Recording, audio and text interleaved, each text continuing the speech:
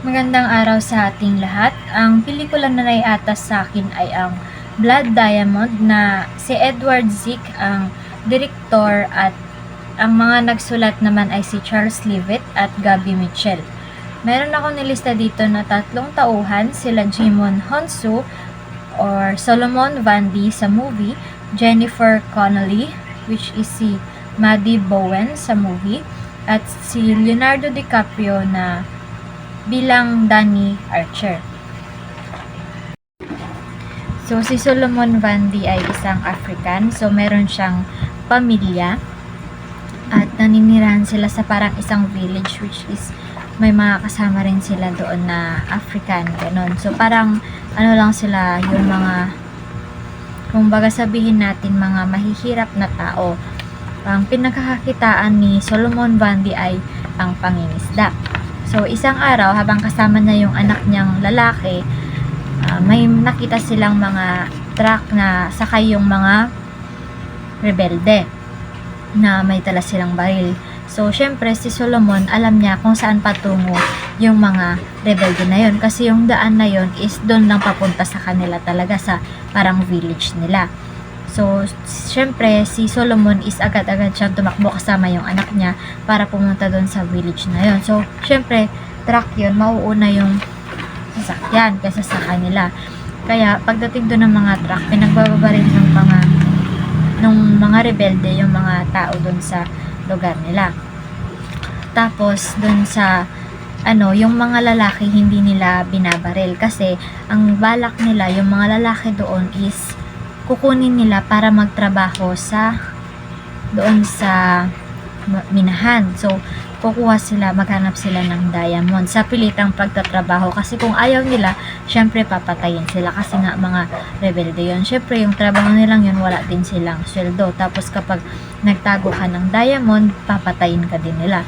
So, doon sa time na yun na nahuli nila si Solomon, muntik na rin, malapit na putulin yung kamay niya. May nauna nang naputol na kamay na lalaki. Pero nakita nga ng leader nila doon na maganda yung katawan ni Solomon para pagtrabahuhin. Malaki yung katawan niya. So, ayun, hindi nila siya sinaktan. Kundi, kinuha nila siya, sinama nila siya doon sa parang minahan. So, doon sa lugar na yon, di ba?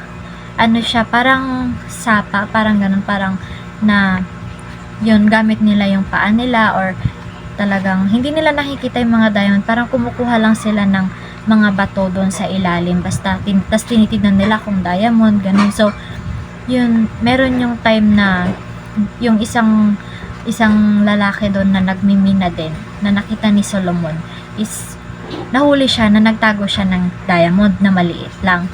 Kaya nung nakita siya, binaril siya agad, so pinatay siya. So, nalaman nga ni Solomon na wala siyang takas at kapag konti pagkakamali lang niya ay papatayin na siya.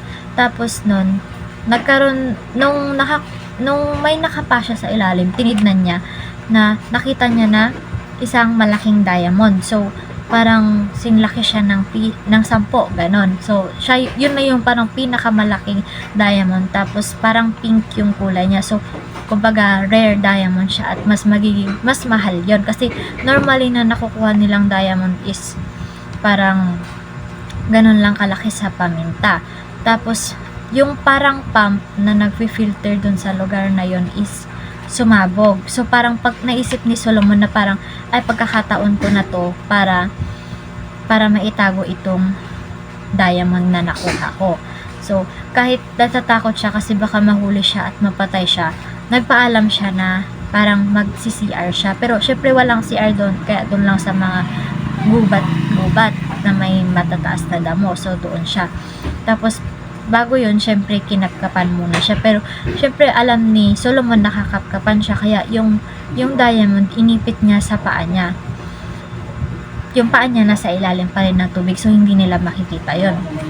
Inilakad niyang nakaipit sa paa niya yung diamond nang hindi nahuhulog. So, parang, pero nagdududa pa rin yung leader kasi nga, baka may itinago siyang diamond. Kaya sinundan niya. Tapos kunwari, pupupo pa rin si Solomon doon sa may gubat. Tapos sakto dumating yung mga parang mga sundalo, ganun, na huhuliin nga yung mga rebelde na yun kasi ba't sila kumukuha ng diamond, kasi nga illegal yon, illegal yung ginagawa nilang yun, tsaka mga rebelde sila. Tapos naging may barilan na, may pagsabong na naganap, tapos si Solomon is nandun pa rin siya. So hindi siya ang ginawa niya, naghukay siya doon sa malambot na lupa, tapos hinukay niya doon, nilagay niya doon yung diamond na nakuha niya.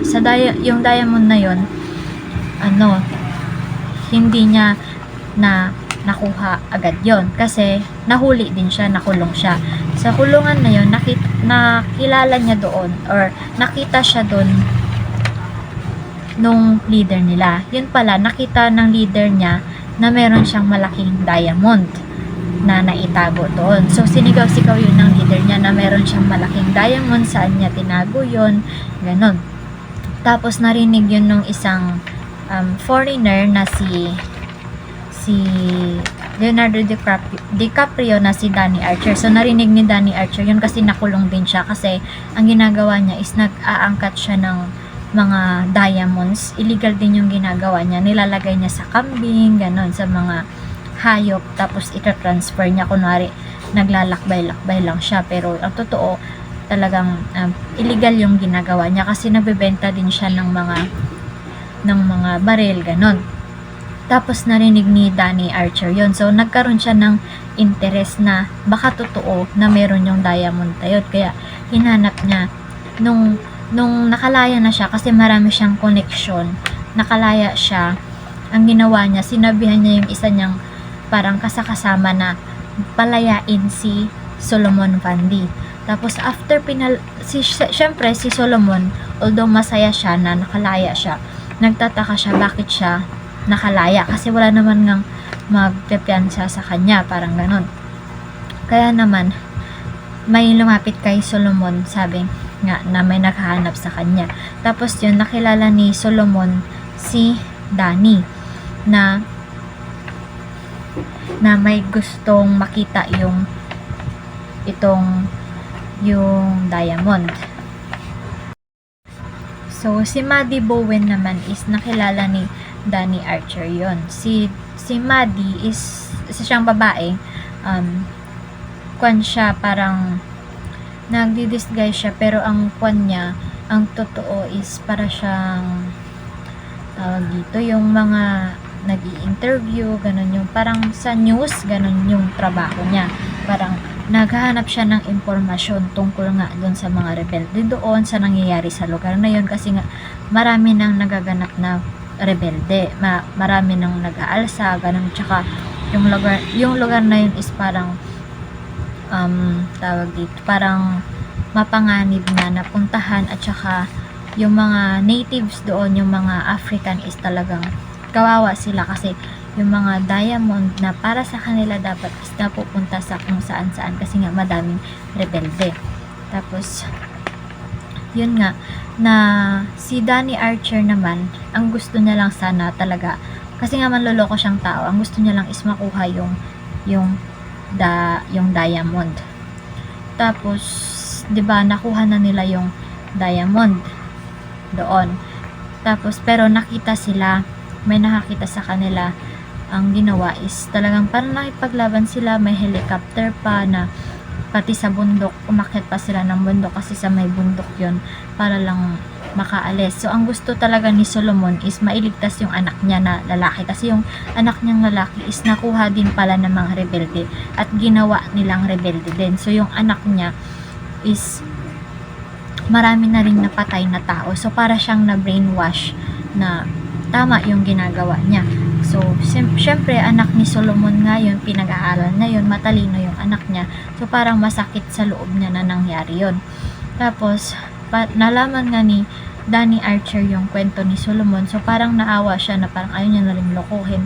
Tapos at the end, nailigtas nga ni Solomon yung anak niya. Tapos ang nangyari, namatay si Danny Archer, pero nailigtas niya naman si Solomon, na ipakilala niya si Solomon kay Maddie Bowen. Kaya naman si Maddie Bowen is nagtagumpay din siya sa sa work niya kasi marami siyang nalaman, nakatulong siya. So sila Solomon Bundy at yung pamilya niya is nakapunta sila sa ibang lugar, doon silang nanirahan kung saan ligtas silang pamilya. So bagamat namatay nga si Danny Archer, nagamit ni Solomon Bundy naman yung diamond na yon at nalaman ng buong mundo yung kwento kung ano yung nangyayari doon sa lugar nila sa Africa. So yun lamang yung sa pelikulang Blood Diamond.